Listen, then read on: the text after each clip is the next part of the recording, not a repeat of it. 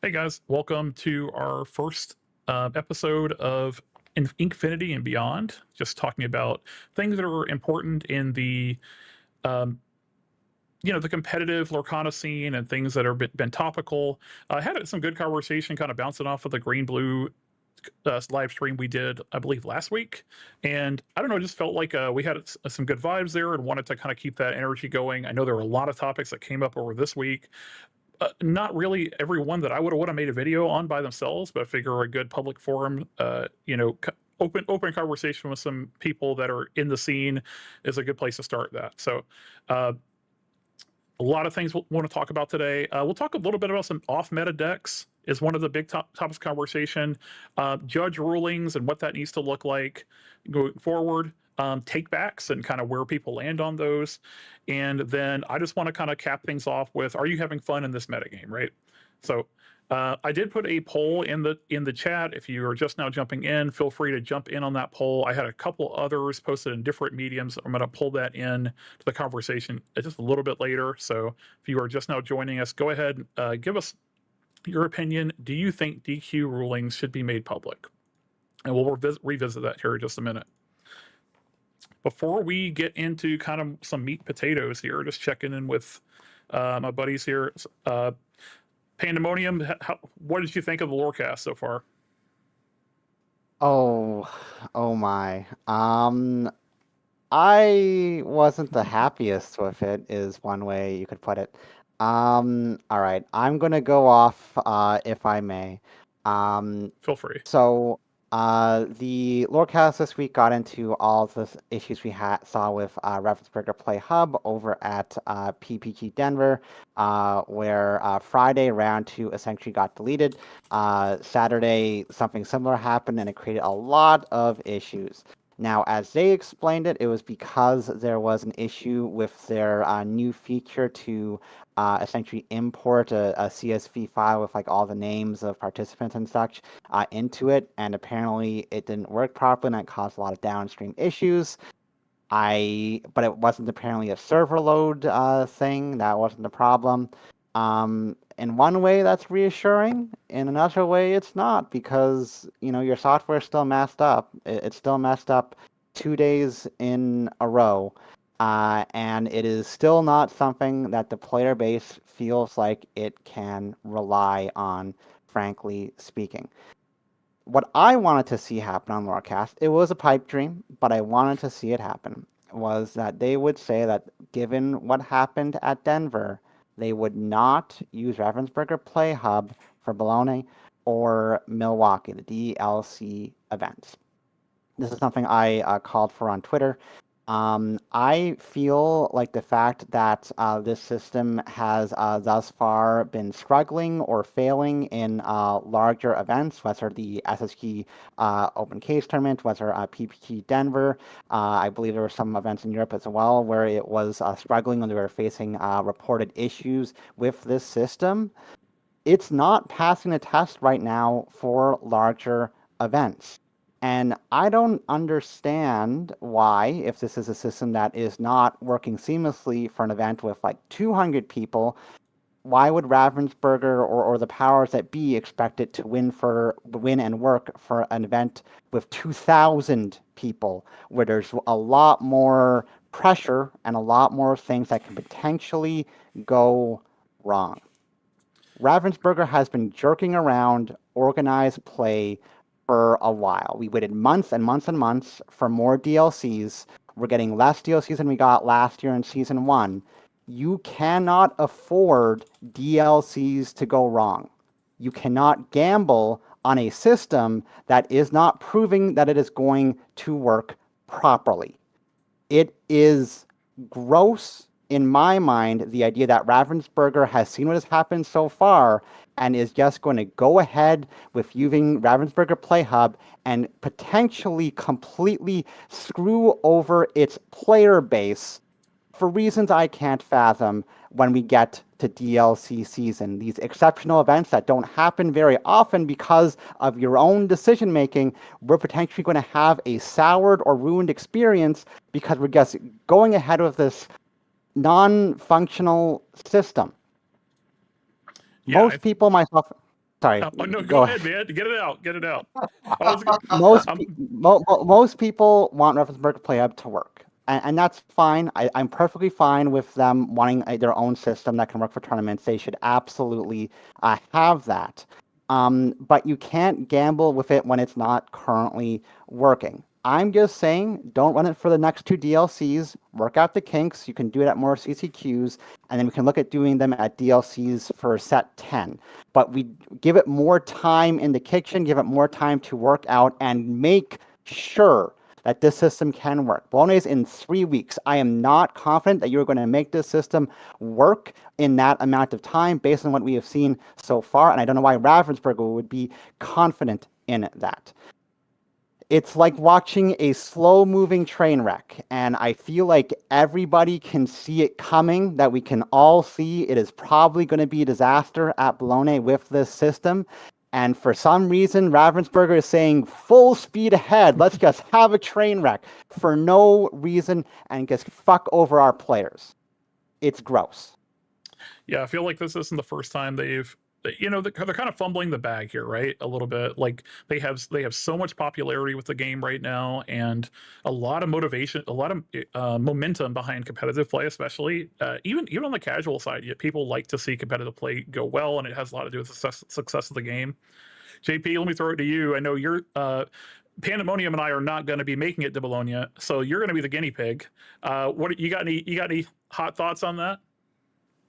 Well, not really hot ones, but I would just add one thing that it's not problem with the load that Quinley have Pandemonium just mentioned, because it's uh, even not working in small tournaments. I mean, in locals we are playing like 16-player tournaments, and round 3 pairings not working, and we have to like end up on a paper basically, and like the bonus points you cannot really do on a paper, so we are using like AI for it, like some insane stuff happening. But yeah, it's probably not the amount of people that are using it. That might be why the statement is like we tested in on 2,000 people. We are not worried, because maybe the problem is not about the load, but in some other stuff, as Pandemonium mentioned, with like importing the CSVs and stuff like that. Like that can happen. Also in like software development, when you are coming to like a big event or something like that, or situation when the software needs to be working perfectly, the development usually stops for a longer time, so there are no new features added to the app or to the web. So probably I guess that they will have like 2 weeks of no new features coming and stuff like that, hopefully. And for me going to Bologna and being the guinea pig, well, yeah, that sucks, but at least if I am affected, everyone will be affected. I just hope that I will be affected in a round that I lose. That would be fantastic, and I would be laughing my ass off. So yeah, that's It's not my going to work thoughts out on that way. Bologna. Yeah, probably not. Round 2 seems to be the one. So if you're going to get if you got some bad play juju in your system, get it out round 2. That'll get reset, and then you can get a do over. Yeah, probably. I think you make a good point there on our unofficial topic. Just bouncing off of the Lorecast today. Just we have the same issues locally where we try to use Ravenburger Play Hub. Something else I'll bring in, not for a programming side, because I don't know that space that well, but there, as someone who used to work with the marketing team for one of the local stores and helped, set up their events and stuff like that, and their distribution stuff is in part, at least they threatened, is in part based off of your tournament metrics. So if you, especially, I know it's the same for other games. I know they have asked everyone to schedule everything in Ravensburger Play Hub. for this reason. To your point, JP, having to use this alternative software where we did like Melee last weekend because we couldn't get Ravensburger Play Hub to work. The stores that are doing this are, when they go in and they're trying to investigate metrics, they're not going to have those events in their in their log as having been done or whatever. So if they choose to use that as a distribution thing for who's going to get X amount of product, or who is going to potentially qualify for getting a set championship kit, things like that. If they don't see those events there, it's no fault of the stores, but their hands are tied. I did ask that in the chat today. I caught it kind of the tail end. It's like, hey, what do you want the stores to do for when we can't run these events and we're kind of having to glue it together with other products? Didn't get picked up, but I wasn't there that long, and I think you do have a problem, just to cap this one off, of Ravensburger Play Hub, or not Ravensburger Play Hub, but just in general, Ravensburger tends to not want to dive into tough issues head on, and I think will kind of be a theme as we talk about some of these other things. One thing I just want to say about Melee is that, to me, it's the obvious thing to do for these DLC events, where we know it had its issues early on as well, I know, but we know it has worked for DLCs just fine. Both CCS and Inc. chose to do Melee. I was there for CCS at least. And those went off, as far as I know, very smoothly without any issues, because I think neither TO felt confident, rightly, in Ravensburger Play Hub. The obvious thing to do is just play it safe. Don't have these DLCs that the player base has been hungering for so long get potentially ruined by your tournament system. Mm-hmm. Go with Melee for these, and then work out the kinks some more before we really go big with this. Yeah, 100% Just agreed. want to add one question about, one thing about the first DLCs that ever happened, which was Lille. And there actually was a lot of issues with Melee, and Melee is like proven system to work. And I think it was, even at that time, it was quite good. But there were some extreme delays. And with that, I wanted to point out that usually on these big events, there are very competent staff, and even with all the issues that were not fault of their own, they managed to make it work. So I'm a little bit hopeful that we at least will have very qualified staff on the DLCs, hopefully, and even if some errors or issues occur, that they will be fixed somehow reasonably. Yeah, I think we're just hoping at this point. We haven't heard until we hear something back. I mean, they did throw out not to completely deep dive into this, but they did just throw I think it was an engineer or one of the leads or something out there, but then he even qualified it later in the podcast of like, hey, this is not the person to point at for the problems. He's just the person we have today, that kind of deal. So I think their community management in general could use work. There's a lot of examples of other games and how they've handled it. Other games I played in the past, but we'll bring that back around. I think this is not the last time we'll hear about issues with Ravensburger Play Hub, unfortunately. Well, if we heard about them in Bologna, you will be the first guys to hear it from me. So I'll be following your Twitter, JP, to let us know which rounds are dropped. Round 5 deleted. I lost. No worries. Yeah, I'm hoping we just address it head on in the future.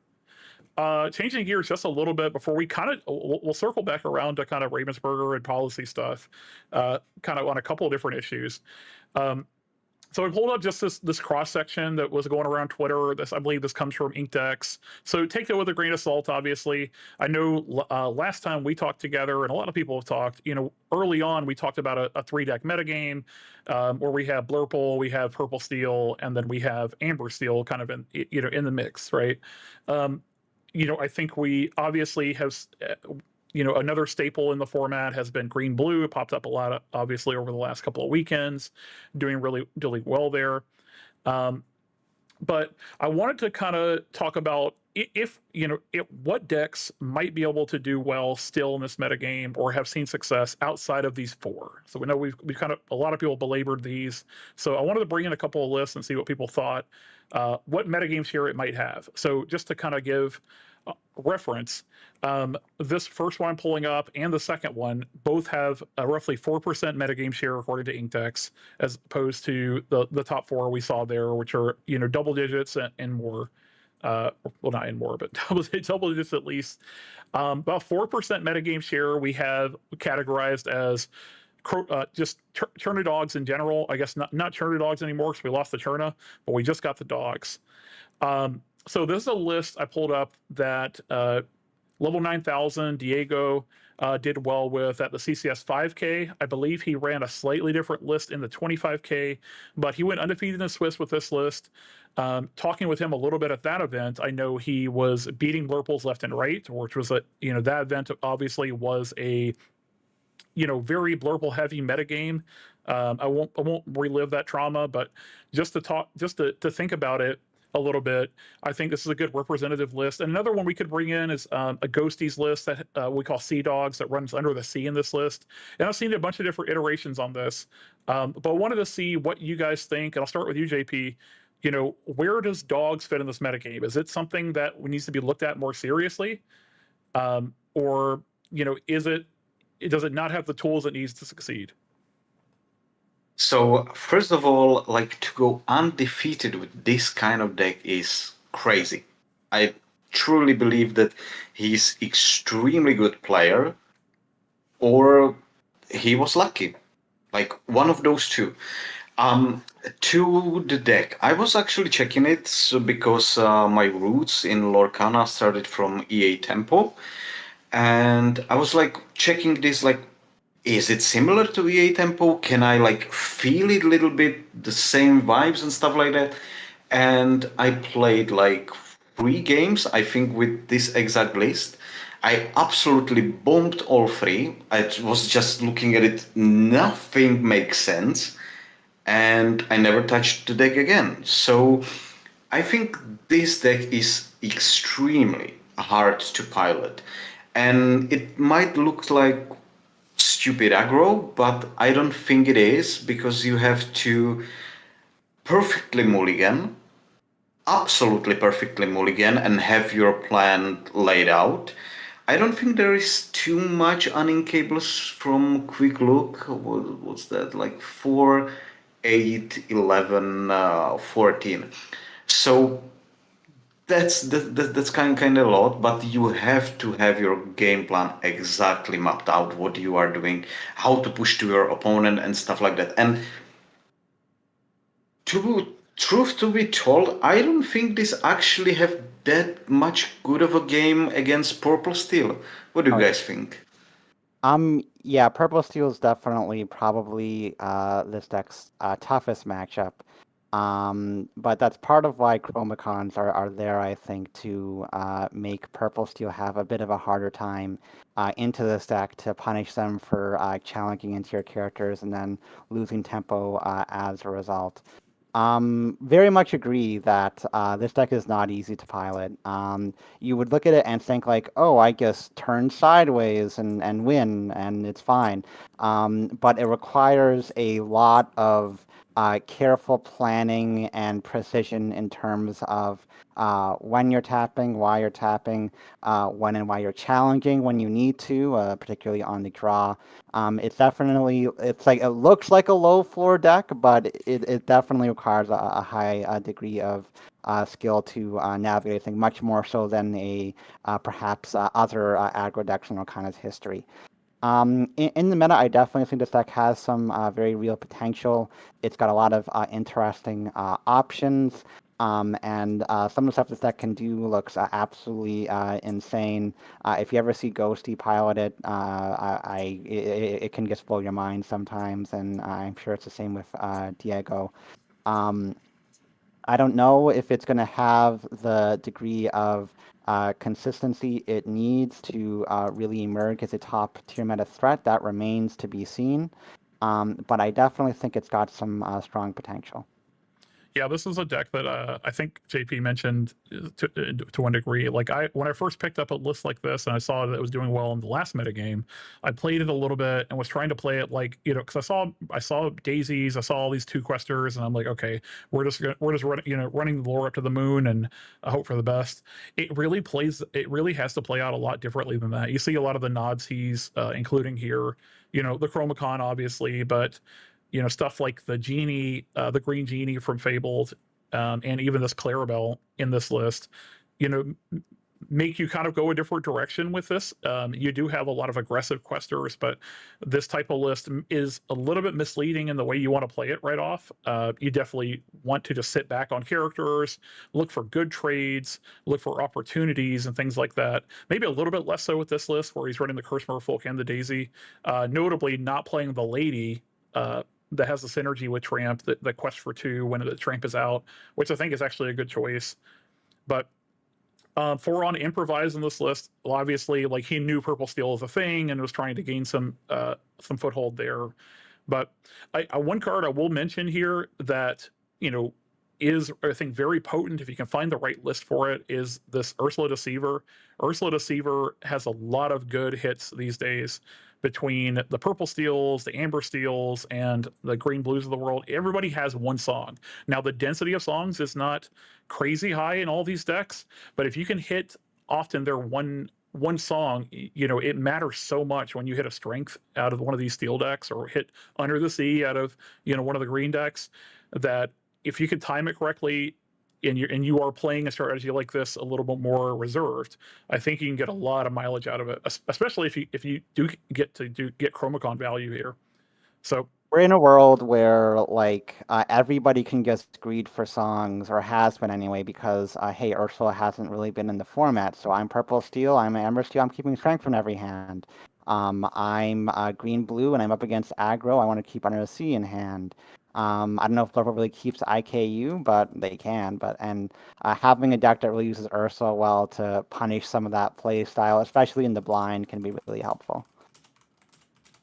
What do you guys? I think for this deck, I just wanted to add with the improvise. A lot of people, I think, get caught off guard at the reach that this deck have. Like, of course, Go-Go, but even the small lady with improvise and 2 other characters suddenly quest for free, and you can do that on turn 3. And what's even crazier, that you can develop more of them, sculpt your hand precisely that on turn 3 you're gonna bank 3 1-drops and just quest for 6 with 2 ladies. I'm not saying this is exactly what you do, but the idea is that once you showed it to your opponent for non-lethal damage, they will start playing very differently, because they need to remove your 2-quester. They also now need to remove the lady, and if you are Purple Steel, you cannot play Cobras and stuff like that. So I think there is also a big learning curve from the community. That's maybe why level 9000 did so well, because you have to be a little bit prepared, and I think for a lot of players, they need to prepare a little bit ahead. So that might be some bonus points for the deck. Still does a very low metagame share, but one of these lists that between this one and Sea Dogs running the Under the Sea out of these green decks is something we didn't see in previous metas, where these mid-range aggro decks are running their own board wipes. So something to be to consider. I think in the right metagame, something like this can really just take people by surprise. And if you don't know the play lines, you can get got a little bit. So I'm going to move us on to just another style of deck that I think it should be at least mentioned. This is more a kind of representative of an ally style list that people have been playing, and I have another list to show you here. But these blue steel lists have been popping up decently well in the metagame. I know Hector played it at CCS and did okay with it, to my understanding, but he kind of lost out in the later rounds. But there's a couple of different blue steel style lists running around, all of them kind of leaning on this Jasmine shift to get really early value. and then Scar in the mix, obviously, for those big draw spikes. Stuff like Vincenzo as a closer. Joe, what do you think about a list like these blue steals? And maybe not this specific list. I just grabbed one, to kind of get a representation. But I don't like Blue Steel very much, at least not built in this particular sort of way. Ultimately, I think the issue that and why Blue Steel hasn't been emerging as a bigger threat is because it really did not fare well into Blurple, and particularly focusing around Scars, I think it was a really big way to lose to Blurple a lot of the time, where they would answer your Scar because they'll always have that Elsa to be like, no. And then they'll like IKU it or go swing into it with something, and then you lose your draw power, and then you probably die. It can definitely high roll, of course, but I just saw Scar as a fairly large trap. I know you could do like very nutty things sometimes when it goes off, when people aren't respecting it, they don't know what's going to happen, and then suddenly it's like drawing 12 because you've like used like the Alice support thing or something like that. And I guess didn't like that stuff.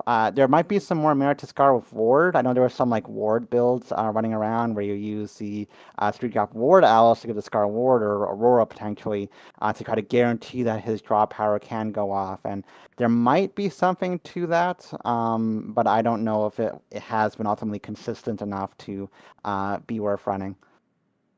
JP, you have any thoughts on Blue Steel allies?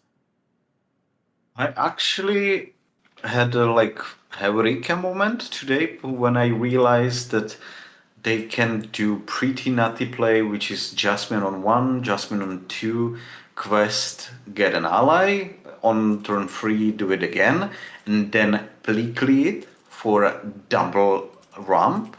And that's kind of, okay, there is something there. But I'm looking at this list and there is no Bleakly, so the only impressive thing that I thought about the deck is not here. But I really like one Desperate Plan, and I assume 4 dogs, yes, 4 dogs are there, so I like that idea.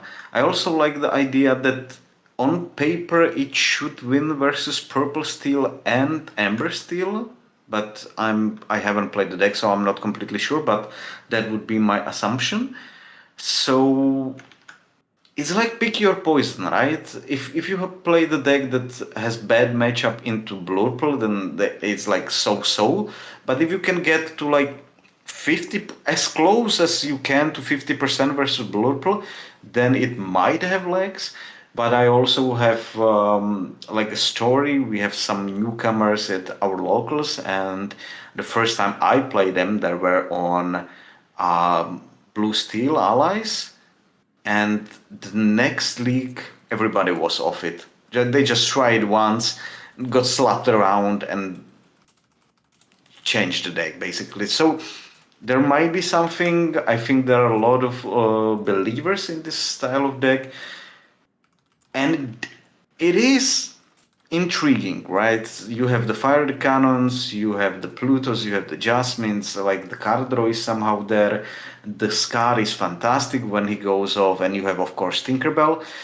But in the world where Blurple dominates and you will play Tinkerbell and she will get Hades, there is one card I actually love, and I was thinking about it like way before when the rotation was announced and we knew all the cards. But today I saw it on Twitter. I think it was posted by Rice Master to give a shout out, and it's a big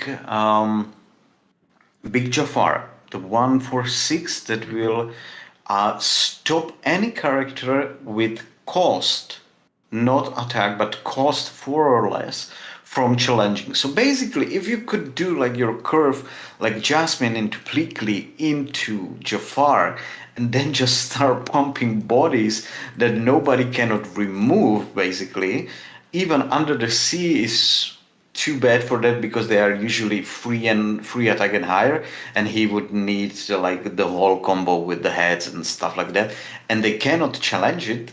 That's pretty interesting idea that could have some legs, but as I said, you need to fix your Blurple matchup and go from there. Yeah, maybe. I mean, maybe with Blurple's metagame share reducing just a little bit these days, there is a shot that a deck like this, and I agree, it's a little bit a little bit unfortunate that some of these blue steel decks get caught up in the mix there, where Blurple just tends to have a higher card quality in general. But I've seen, you know, like this is one that definitely like broke, you know, is out of the mix a little bit with the Arthurs and the, you know, like I see a Tinkerbell shift line here, so maybe, you know, looks like he's gunning a little bit more for like an Amber Steel type of deck. One of the other like things that you see in these decks a lot, unfortunately, is some of the tension with, and this I'll talk about if we get to talking about the Fabled metagame today. I think one of the tensions you find is that you just don't have the card draw to compete with these purple decks often.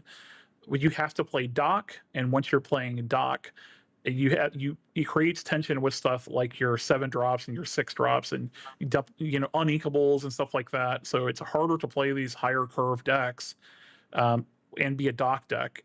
You know, but you end up having to either rely on this Jasmine card draw engine or this dock card draw engine. Both are good in and of themselves, but maybe we'll see some blue card draw come into the mix a little bit in the next set and power these decks up a little bit. But I think you know, this style of deck, or at least blue steel in general, has a lot of good tools. You might see them pop up in your, you know, your tournaments coming up. If the right things go well for them, they might have a carved out place in the metagame. But this is, you know, this is kind of where the 5th and 6th decks sit, is where you have the dogs deck and we have a blue steel deck. One more deck list I'm going to flash here, just another blue steel deck from our buddy Riplungs, who is a blue steel believer, one of the last holdouts of blue steel. Sky has abandoned us. I was a blue steel believer at one point, but he's a very different kind of list. I just wanted to show here again the dock card draw engine is coming into play. We were playing some paper games on webcam very early on, and he was on a similar list to this, with, you know, the Robin Hoods and Vincenzos and Beyond the Horizons. Notably, this is not an allies deck. This is a deck that's looking to go more of a more up the controlling route. But it can't, I'd say this kind of deck can have some legs. It does have a lot of powerful cards in it. But haven't seen a strong finish just yet. But if you are going to Bologna, or if you're going to Milwaukee, or, you know, things like that, I would, you know, I think there may be someone that cracks the puzzle a little bit. At least be aware of the play patterns of these style of decks. You know, if you see a blue deck, you're almost always thinking either blurple or blue green, but, you know, it might just be one of these blue steel decks, and don't get got by your Jafars and the Vincenzos, I guess. I will say I like this direction a lot more than Scar. My teammate Habibi had brewed a list in a similar vein to this. Beyond the Horizon is a hell of a card, and it's a hell of a good draw card. And I feel like playing into ramping into bigger bombs, into, you know, dock, and potentially singing Beyond the Horizon with one of those bombs to draw 3 cards and put more bombs down. Very much a playstyle I enjoy. It might have some consistency struggles, but I definitely think this direction is a better direction to go than doing a Scar build myself. Yeah, for sure. I know that we don't have really a list, but I just realized when we were talking like the 4th and the 5th and 6th deck, what about green steel? I heard and I played against it a few times, but it feels like it has some legs. It's absolutely not like solved, or even the ideas are widely different, but there are some good stuff. And actually what brings me to the idea of the green steel is the Beyond the Horizon, that you have like some bounds that you can utilize. There is also the maxis that can reoccur the Strand of Raging Fire, and there are also the Chronomicons. And I heard from Purple Steel players that the Chronomicon is giving them a hard time, and the Blue player as well. I don't know if you tested it or have any experience with this, but there might be some legs as well. I do know that. Oh, go ahead. Yeah, if you guys. I do know there was a green steel player who started off 6-0 at CCS, like memes at Table 1. He ended up finishing 6-3. He had the same trajectory that I did at that event. But he was doing aggro stuff. He had strength. He had Chromicons. Chromicon's a hell of a card, and in any kind of aggressive strategy, it can do a lot of work. Yeah, I saw the same list as I was going to mention as well. I think he ran it back in the 5K and did nearly as well the second day. which was a very different metagame. Like we are seeing the metagame change a ton from event to event, and we're swinging in one direction or another, right? Like it was so much blurple, and then literally the next day in the same venue, it was Amber Steel everywhere. And then of course we saw this past weekend, Amber Steel still riding that wave a little bit with Blurple, but there's no Purple Steel anymore, like in terms of the top cut.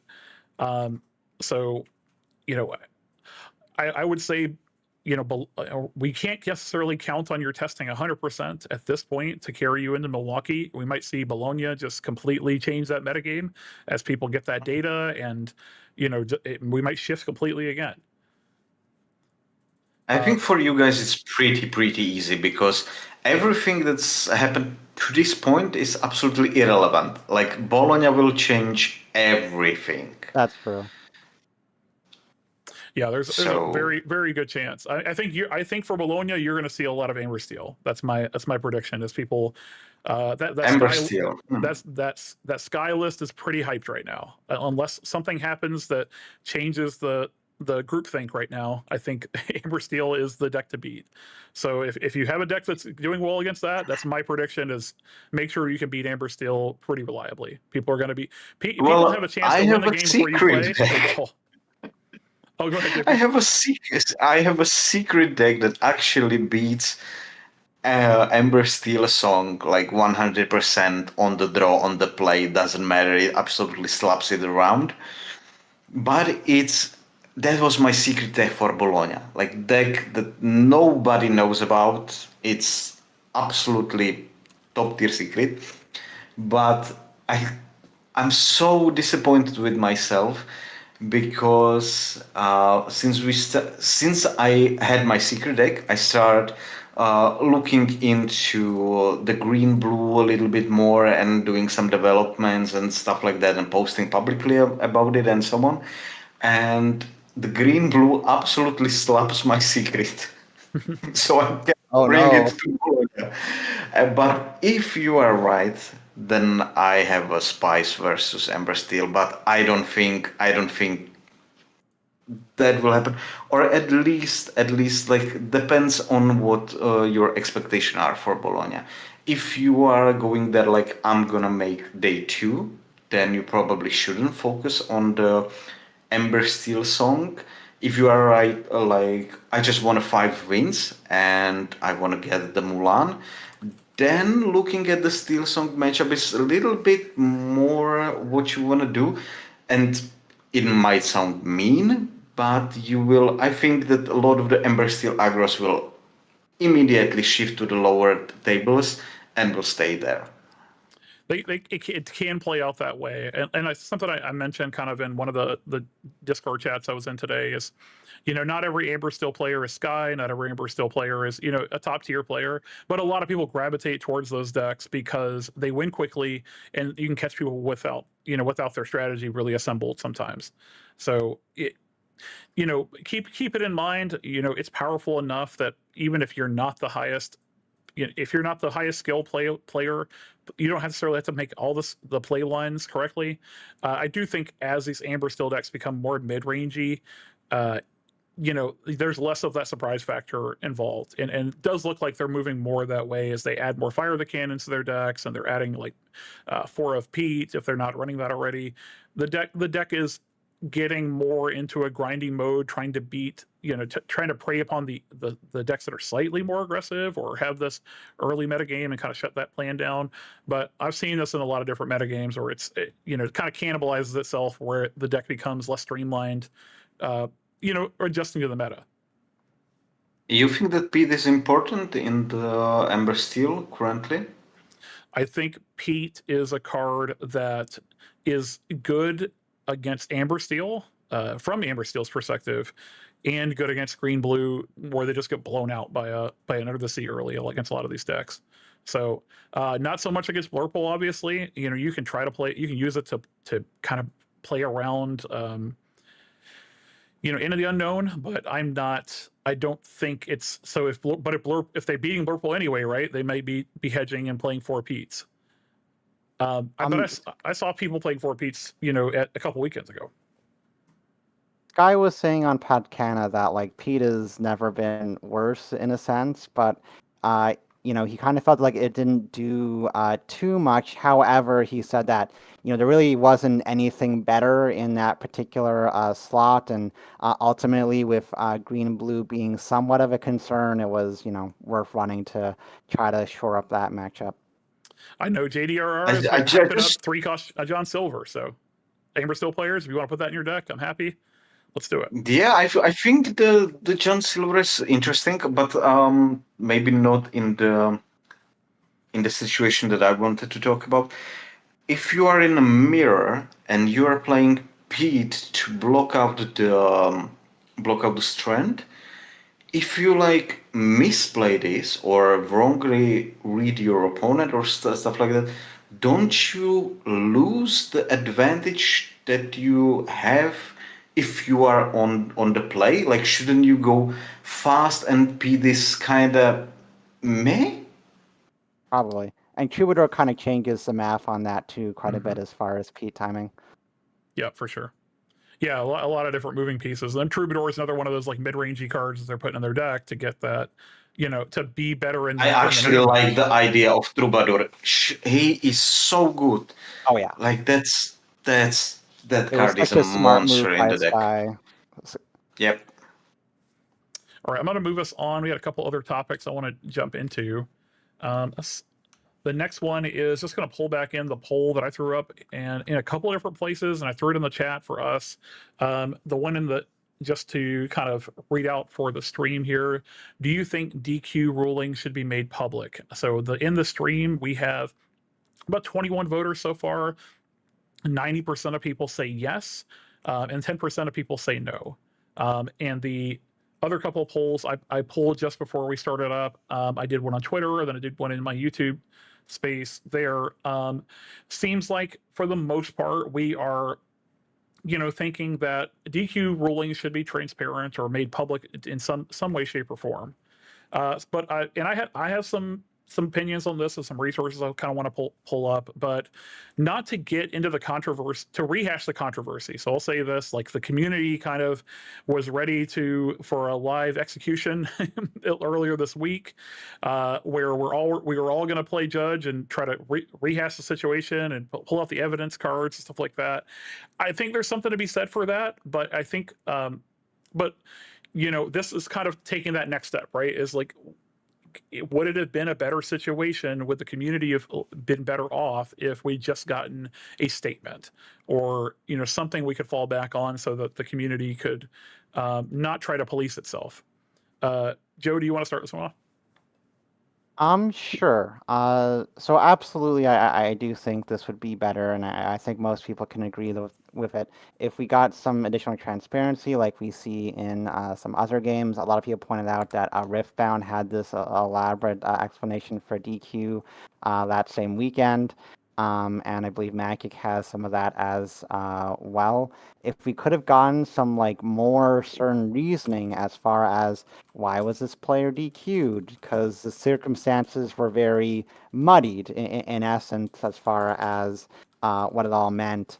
Guess to give some confidence, guess to give example. On the one hand, he was deck checked going into later rounds of Top Cut, so that should have caught any marked sleeve issues.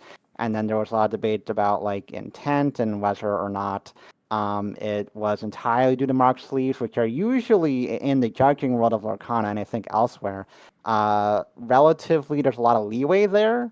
And you would think it would only come down to a DQ if there was some degree of intent versus it was an incidental thing. Could it have been something that was like said in the course of the investigation that may have led to the end outcome?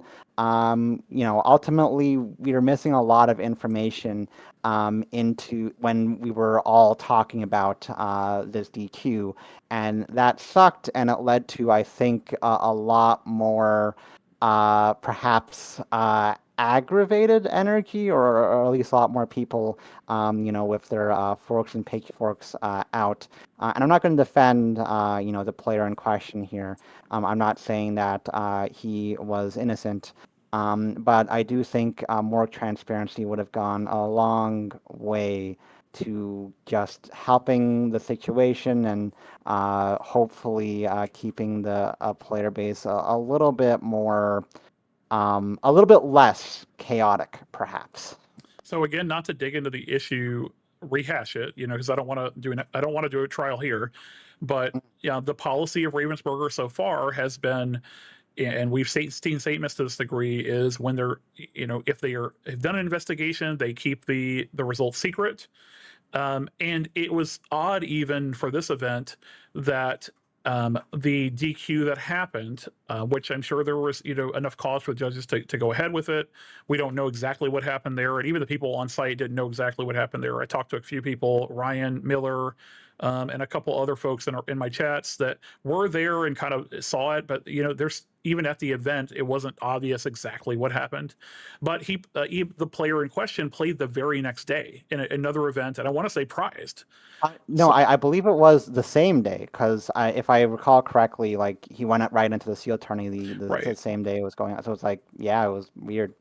So I know from a tournament organizer point of view, coming from a Magic background, and I'll pull this in a little bit more later on. I was a judge in that space for just a little while, in the early days of Magic, early 2000s, stuff like that. But obviously I don't know if the next tournament organizer just wasn't aware of that. We don't have a policy governing, like, if you get DQ'd, what you are disqualified from, or what events that impacts. Does it impact Lorcana as a whole? Does it impact just that tournament organizer? Like, we really don't have any kind of guidelines on that. JP, what thoughts do you have on this topic? So I am not the guy who would say 100% make it public. And I'm still thinking about what's my opinion actually on this matter. But I would say that Lorcana has, as a new game, have a problem with common disqualification. That's maybe the word that I wanted to use. Because in Magic and other games and stuff like that, people are used to DQs and not for very serious stuff. Because in Lorcana, if you get DQ, by the rules, it's for cheating with intention. That's how I read the rules. So if somebody is DQ'd, then it's crazy. It's absolutely wow, what happened? Why? What? Like, it's insanity.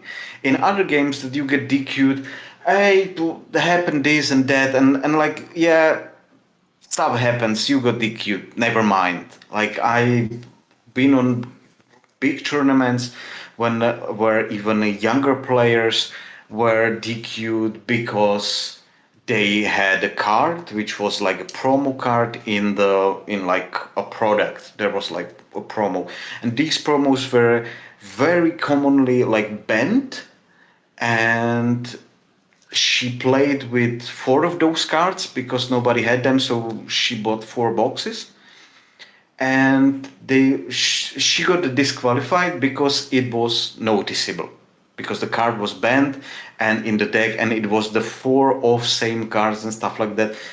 And in this situation, like, yeah, sure, she got disqualified. It was a big tournament and stuff like that. This shouldn't happen. But in that game, it's the disqualification quite, I don't want to say often, but they are not a big deal. It happens. It can happen this, it can happen that, it can happen. There was a guy disqualified who made a gesture on the stream and he was disqualified. And there are like not small things, but more common things. So that's the problem with Lorcana, that when somebody is disqualified, it's like, happens. No, it's a big deal. And maybe this shouldn't be like public yet, because it leads to a very bad response from the community, right?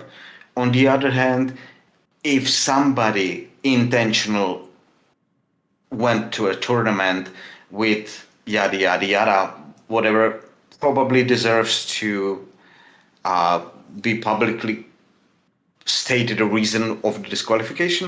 But as I said, I'm not really on the one or the other side. I just thought that it's interesting that here disqualification in Lorcana are very, very rare because of how lenient the rules are. So I think that's a very good point. And it's definitely been a problem in Arcana since the beginning, just how lax things can yeah, be, how you can potentially just get away with cheating, and it's just like, oh, just a warning because they assume that you didn't mean to. And that can lead to some significant issues where players can potentially get away with things that they shouldn't, I guess, because it's hard to prove intent. And that's essentially been my biggest issue with Lorcana's rules for a while. I guess how lax it is, how things yeah. that are almost always game losses in other games, like say like double drawing or something like that, just aren't necessary game losses in Lorcana, and it can create issues like this. Yeah, I think. Yeah, and in other games, sorry, Fungus, I just Go wanted ahead. to add that in other games, like harsh punishments are very, very common. Like if you like there is, let's say, one card in other game that is like shuffle your hand, put it on the bottom of your deck. That's it. Shuffle your hand, put it on the bottom, draw additional cards. For shuffling the cards into the deck, not putting on the bottom, but shuffling into the deck, that's a game loss. And that's very common. And game losses occur nearly most of the time and stuff like that. So Lorcana is very lenient, and absolute insanity that still haunts me that somebody could do that was in, I think it was in US DLC, don't know the exact details, but from anecdotal evidence, there was a guy who draw for friends multiple cards, and he did it once, got caught. He did it twice, got caught. 3 times, got caught. 4 times, and after being caught 5th time, he got disqualified. I mean, can you imagine having belief in the Lorcana rules being so like lenient that you will get caught 4 times and you will try to do 5th time? That's absolutely nuts. Yeah, I think a lot of that you kind of bridged into the concept I was going to give here. Is a lot of us come from a lot of the people that came to Lorcana. Not everybody came from Magic. Not everybody came from Yu-Gi-Oh, or different backgrounds. I played Hearthstone. I played Magic. I played almost everything but Yu-Gi-Oh. But when you talk to judges and you talk to people that are tournament organizers and stuff like that in the Lorcana community, they come from so many different backgrounds that they are using their experience to make the best judgment call, but that is not going to be consistent from tournament to tournament unless we get some sort of guideline for judges, some kind of consistent or uniform training that gives them a way to handle these things. And we're really putting tournament organizers and judges on the back foot, where they have to be completely blindsided by previous tournaments if they're not just keeping up with all the drama of the day. That's my biggest thing for this, is we need some sort of database or something that can represent a situation like JP said, where yes, we should have maybe we should have given a warning for the first one, a harsher warning for the second one, or a game loss, something along those lines. As you start to see patterns, we can't establish patterns because we don't have a database, we don't have any transparency there. And not to rehash or relitigate this situation, but this was a situation with marked cards where we did potentially have some prior knowledge that this was an issue with this exact player. So I don't not my place to rule that, but we didn't have any anything in a database or anything to fall back on, which is another reason why people started digging into the clips and started making their own rulings and having home judgments. it could have been a lot less messy if we would just handled this in a fair and consistent way. And if all your tournament organizers and all your judges were on the same page with this kind of stuff, I think we have the opportunity to do that. Hashtag judge So program. Shout out Snavi. I'm going to pull in another So resource here. yeah, go. Just to, we talked about Magic as a starting point. I know a lot of Lorcana players, I think most people have tried Magic at some point or another, maybe not competitively. This is an old Magic resource. This is not even something you would use even for current day Magic. But again, I'm old and I'm bringing in stuff that I know. So this is an example of something where we have a database, we had a place where judges were basically tested and given rules checks and things like that. But beyond that, you have these resources that judges were presented. And I'll scroll down here to like how we define intent, right?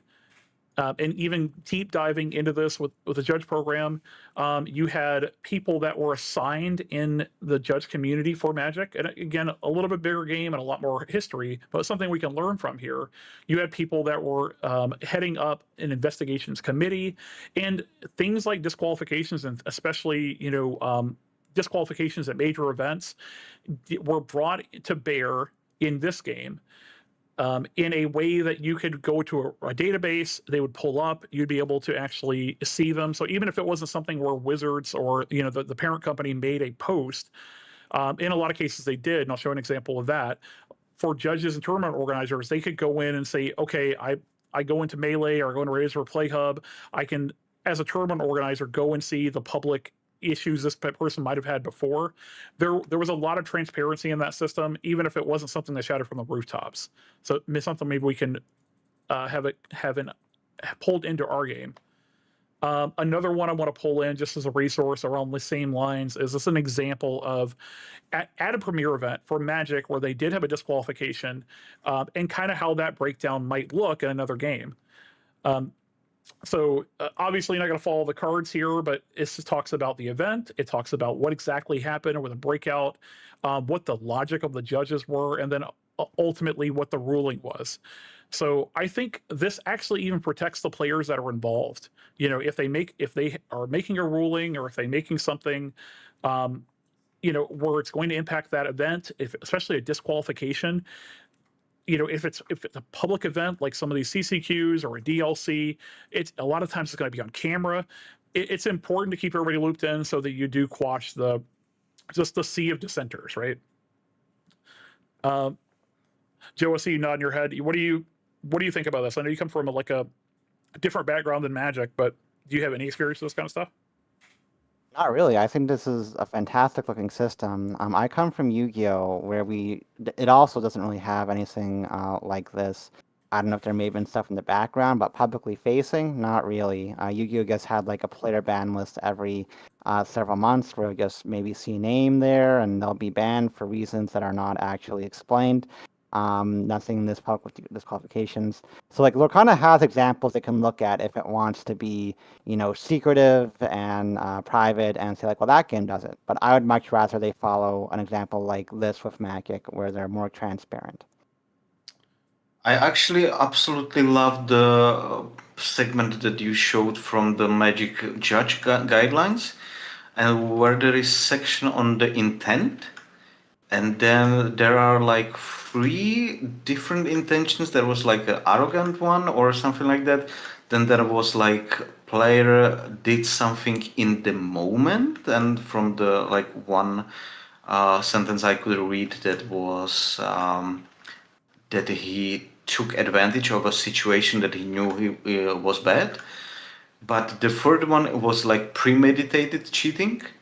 And stuff like that is very, very important to be laid out in a written form for judges, because this for me is absolutely necessary for a judge to not involve his own emotions or what he thinks of the situation, have it cleanly written down. And probably I assume that premeditated cheating is more harshly punished and stuff like that. So I really like this, and I will check the link to read it for myself after. This is really fun read, I guess. Yeah, I'll throw the links to this website. I will warn you, this website is old, so a lot of the links don't work anymore. But I thought this one was a good example of like just a guideline for judges. Back in the day when you became a judge in Magic, at least and we're talking about early 2000s, so I don't know who all was alive, but you know, you would get a giant book. And like you would get a physical book where you would like have this 3-ring binder situation that would come in the mail in a huge package, and you would have a lot of these kind of things written out literally in paper. But it was the job of the person who you were apprenticing under to basically apprise you, you know, of how these situations work. And it's a very structured mentor system. You know, your level 3 judges would qualify your level 2 judges, level 2 judges qualify level 1 judges, and so on. And then just based off of experience and different tests and things like that, you would level up. You just, you know, gain more ground and get more confident in your rulings and things like that, and see these things play out. But ultimately you had a fallback of we have written down what to do in these situations, follow this guideline. And then, you know, obviously you got some judgment there, but wanted to bring that up because I think this is a good model. Magic does a lot of things right and a lot of things wrong. This is a model I think they can follow to get a better foothold so that we don't have people with pitchforks when these things come up. All right. So, taking backsies. Yeah. Do we have still time or no? I'm going to introduce it and kind of close us off with this. I don't think we'll have time to really talk about like is metagame fun, but I'm gonna open this one up and just see if we have any hot takes. So in the same event, Denver had a lot going on, guys. Denver, between dropping rounds and and the disqualification and something that happened on camera in the finals. So to give you some context here, Sky played a Amber Steel Mirror in the finals. We were in I believe game 2. I can't remember if it was game 2 or game 3, but there was a situation where a penny was played on a Nala, giving the Nala an extra resist. The player either just neglected it or forgot about it and went to challenge that Nala, assuming that the Nala only had resist 1. At that point, Sky said, "Okay, are you sure?" Kind of gave him a look, and to this response, he said something along the lines of "What?" Because he wasn't expecting that to happen, and then basically untapped his cards and went to make the just kidding play, right? Like we did a take back. The judges didn't stop the game.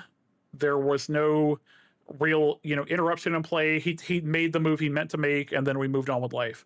Sky more or less in these posts just said that, hey, I didn't have an issue with it, but it was odd more or less that the judge did not step in and at least say something, right? I have a take on this, but if we want to just quickly, what do you think about, what do you do in these situations? I'll put that as the question for us. JP, do you want to start? Sure. What's your take on takebacks? So I'll start with thing number 1. I advise every player to mark change in game state, which means like the resist 1. Just place a dice next to the character with like 1, so you know that it's there. It's for green-blue players, we might place dice of strength lowering or something like that. Like there are a lot of things, like just mark it so you know that it's there. Second of all, the judge should intervene. Absolutely, he should. He shouldn't be, in my opinion, pushy, but he should stop.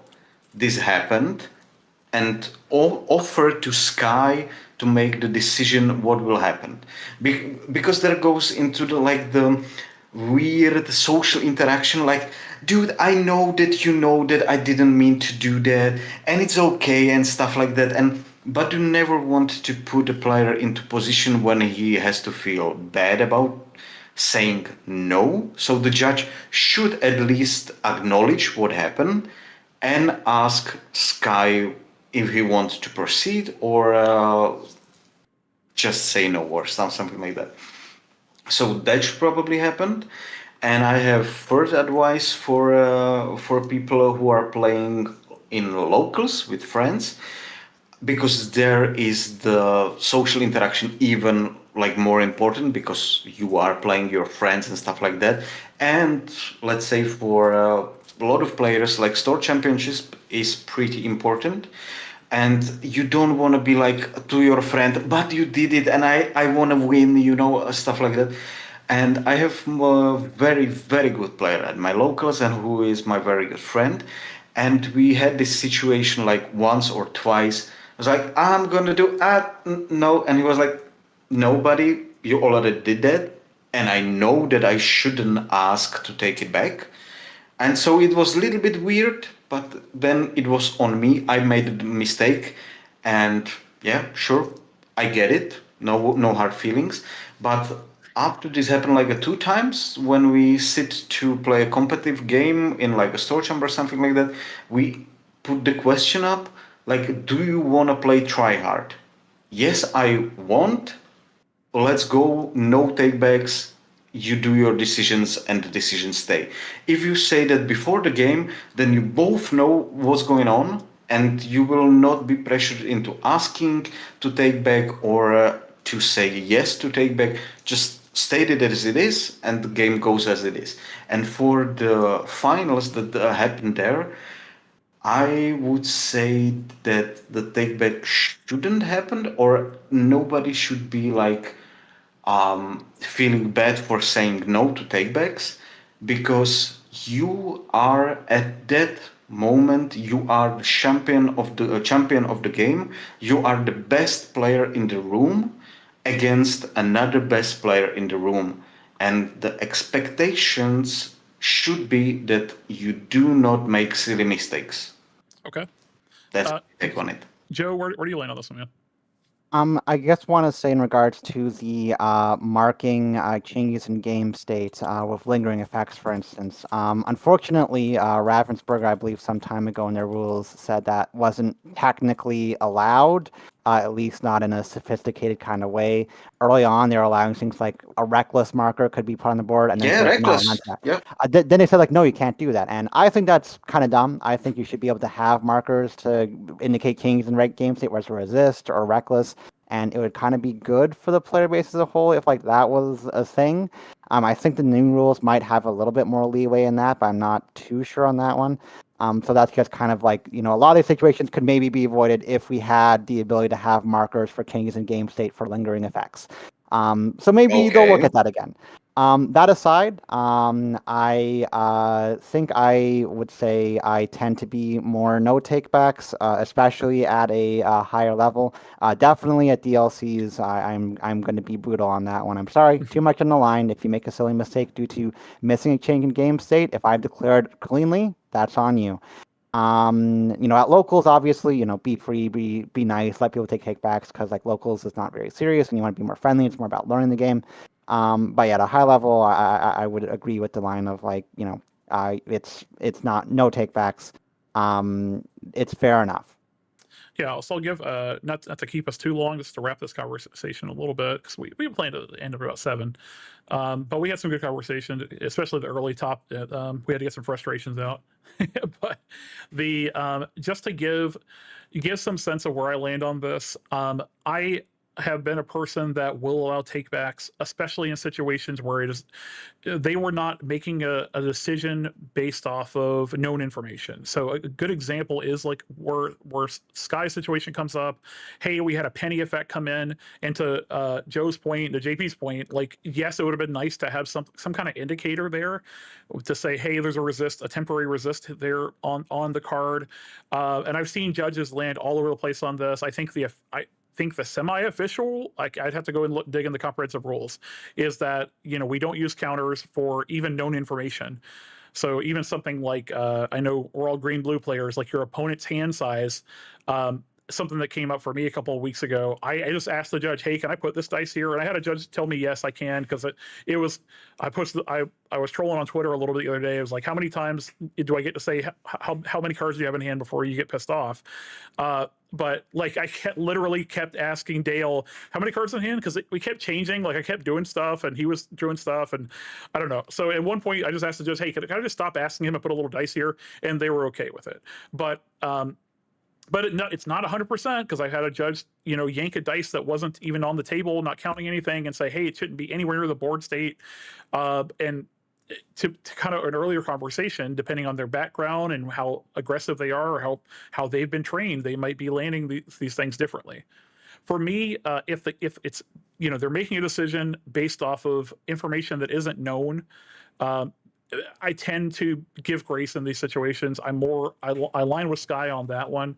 That being said, I think you're completely reasonable and in the right to not give that opportunity, especially at the highest stages. If we're talking about competitive REL, events and things like this was the finals of a qualifier event. I think you're well within your rights. I try to take a little karma points where I can get them, but it's not unreasonable to say, "Hey, you should have known this information if it was declared," things along those lines. So, curious where other people land on it. I have seen people sharking and kind of getting really angle shooty even at local events with this kind of stuff. And this is not. I don't think it's angle shooting or sharky to say, "Hey, no, you can't take it back when you made a strategy mistake. You weren't 100% understanding the board." But I think there is a little bit of gray area here, and to both of your points, I think the judge should have came down and actually said something. Especially at this level, I probably, as a judge, if I were in that seat, I would have said that the action stands. It is what it is. All right. To your point with the dice on the hand size, I just realized when you said it that it happened to me in Birmingham in top 32. Because I'm used to, like, when I finish my turn, I will just pack my cards, put them on the table, put the dice for my opponent to know to not ask about my hand size. And actually, judge came to me and like, "You cannot indicate any information with the dice." And my point and the reason why I don't understand it is I am indicating public information to my opponent to make his game easier. It's not about me or anything. It's just a courtesy to my opponent to be nice, to indicate the public information. And this is like, oh my God, like you cannot indicate hand size? Jeez, that's frustrating me. Yeah, I think it's something we should definitely revisit. It's like public information and counters and things along those lines. It bumps up against some Yu-Gi-Oh stuff, and I want to say Pokemon also has a no notes policy. So I think they're kind of getting into that territory of, okay, is this a note, right? Like, are you? And if you, to be fair, if you put a dice on the table and don't tell people what it is, it could be a note, maybe. Maybe I take my dice that are off to the side and like I don't know, hexadecimal out some letters in my dice numbers, right? Like we could get real wild with this if we really wanted to. You got a lot of highly autistic people, myself included. If I wanted to, I could make a note. You would not know. But anyway. Yeah, it's an interesting point. I'm glad it played out the way it did. No harsh feelings, and Sky ended up winning it. But to a lot of people's point, if he would have lost that match based off of that, I know he would have felt horrible. But at the same time, like I try to take my wins, in a way where it's not going to come into question as often as I can. So, but yeah, Judge should have got involved for me for sure. All right, guys, we are kind of over the time limit. Just any final words, Joe? You have anything to close out? Not really. Thanks to my team, ETB, for always supporting, and thank you everybody for listening. JP? I want to thank to my team as well, which is me and only me, for practicing for Bologna. I'm doing great job. No, just jokes aside, if you are in Bologna and you probably will see me or something like that and you want to say hi or a quick chat, feel free. Bologna is coming close. It's 16 days. It's a little bit crazy. My boot camp with friends is coming up, and yeah, it's gonna be a wild ride. And for everybody in the US who's stressing about the metagame, don't stress about it. Wait for the Bologna result. It will change everything. Yeah. And that's all for me. While you guys are waiting for the repairs in Bologna, definitely go find JP and let him know what you think. Um, if you guys, if you enjoy this kind of content, let me know in the VOD comments. I know for everybody that joined live, you guys have given a lot of feedback in the chat, so I appreciate that. And let me know if you're watching the VOD in the comments. Where are you on a take back situation? You know, I think people are really divided on this one, or any of the topics we talked about today. But I'll see you in Milwaukee. Otherwise, I think Joe will also see you in Milwaukee. A lot of folks. Shout out to the Loungers. Not at a formal team, but we're out here with a loose collective, throwing ideas out there, and you'll see a bunch of us out in Milwaukee as well. So, thanks for jumping in and watching the podcast. You know, working name. We might change it up just a little bit. And I think Joe, thank JP for taking the time to jump in, especially JP. I think he started at midnight on a Thursday. So. Yep. Appreciate both of you guys making the time to just talk shop for a little bit. Have a good one. Ciao. All right, you guys should be muted now. Yeah, appreciate it. That I knew it. We go a little bit longer. Sorry about keeping like 15 minutes.